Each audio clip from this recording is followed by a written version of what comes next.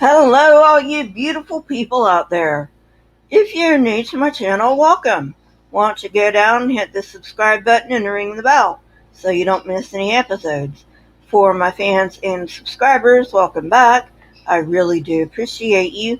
Today's topic is the emergence of Israel. I do have one thing to say before we get into the video proper. So let's go.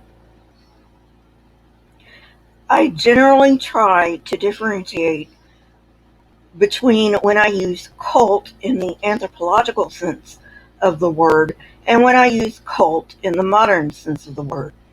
Anthropologically speaking, all religions are cults, and it does not have a negative connotation within anthropology.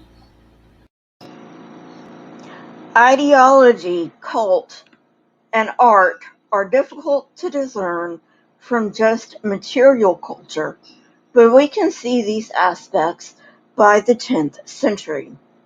Urbanism manifested a certain culture and lifestyle, evident in Philistine and to some extent Israelite towns and cities. Artistic expression was rare in the 10th century. Most objects were utilitarian because farmers and herders did not have the time to pursue art. We have found only a few stick figure stamp seals from Iron One. Even though the early Iron Age too saw the advent of urbanism, art did not explode onto the scene until more advanced civilizations produced specialists with the means, the skill, and the inspiration to do so. They would also have needed the leisure time. Religion obviously reflects ideology. In Iron One, we saw only one or two cult places with little cult paraphernalia. By the 10th century, the Israelite cult tends toward centralization in a specific location in towns and cities. At Megiddo and other sites, we find house and village shrines in the 10th century, including altars, figurines, incense burners, and other cult objects. Iconography includes sacred trees, lions, and representations of deities. By the 10th century, the Israelite cult was more centralized, and even though the deities were still Canaanite, they were more specific. It is not clear if there was an institutional priesthood yet, but there were definitely local shamans. Writing is another aspect of ideology, and it embodies cultural ideas. By the 10th century, we can see a few examples of growing literacy. A few inscriptions in an unknown Proto-Canaanite script can be found in the region. It would take another 100 to 200 years for Hebrew inscriptions to appear. Scholars suggest that writing and written material point to a central authority and is a tool for forging a national identity. Iron One Israelite villages show isolation from the outside world. Pottery continued in the local Canaanite tradition, and we see no Cypriot or Mycenaean imports. Even Philistine sherds are rare. Most of these villages appear in clusters, far from any remaining urban Canaanite sites.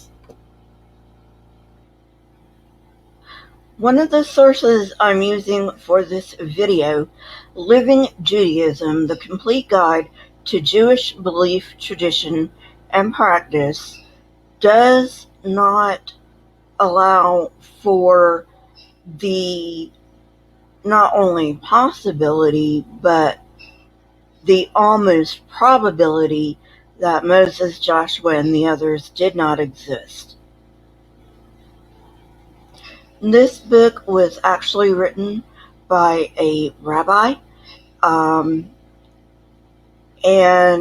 so I am using it to give you a few ideas of what they believe and whatnot, but just be forewarned that it is not historic.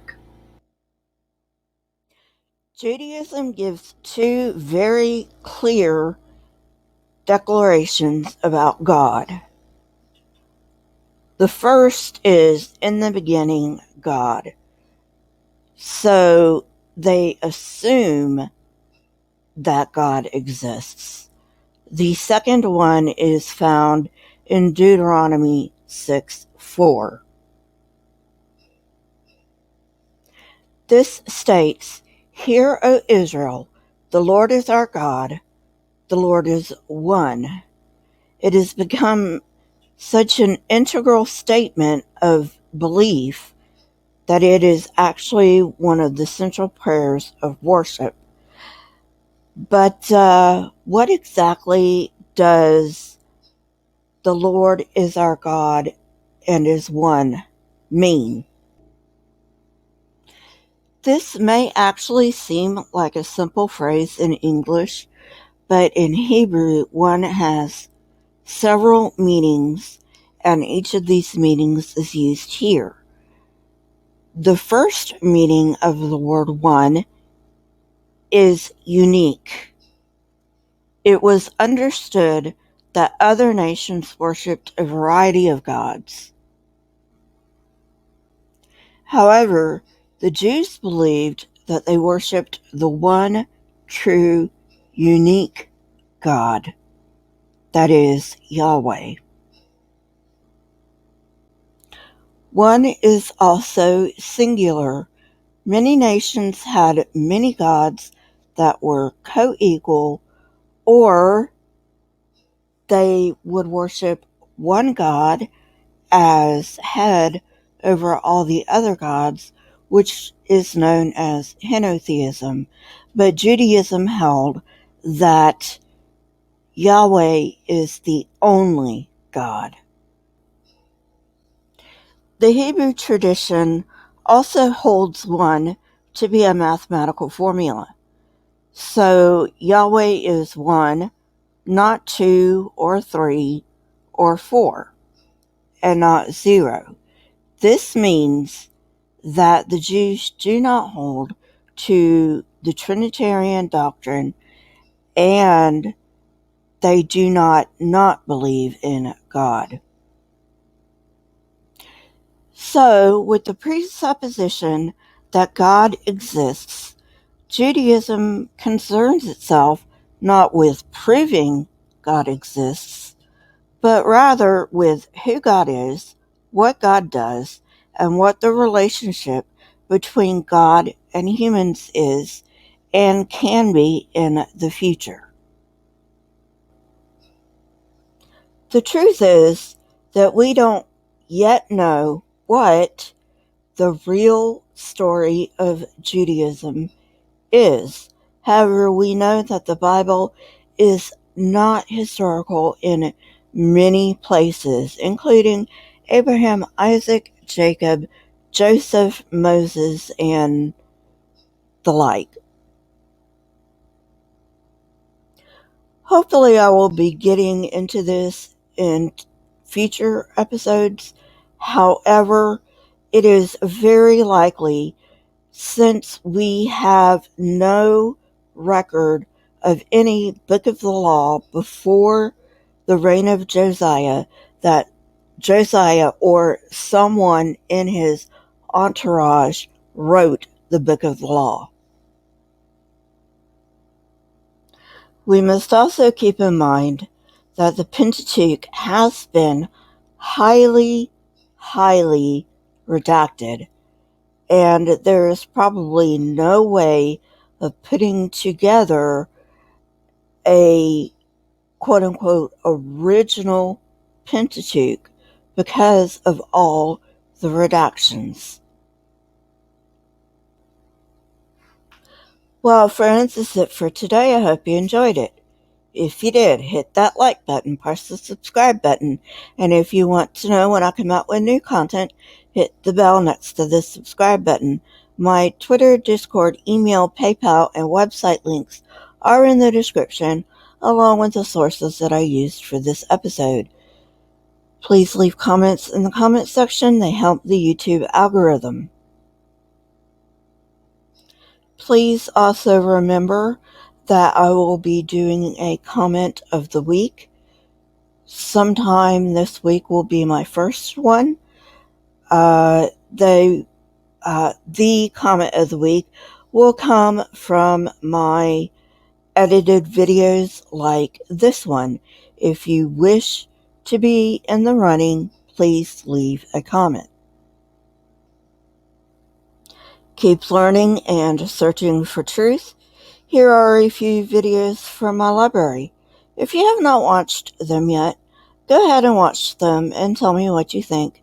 Until next time, friends, stay safe and goodbye.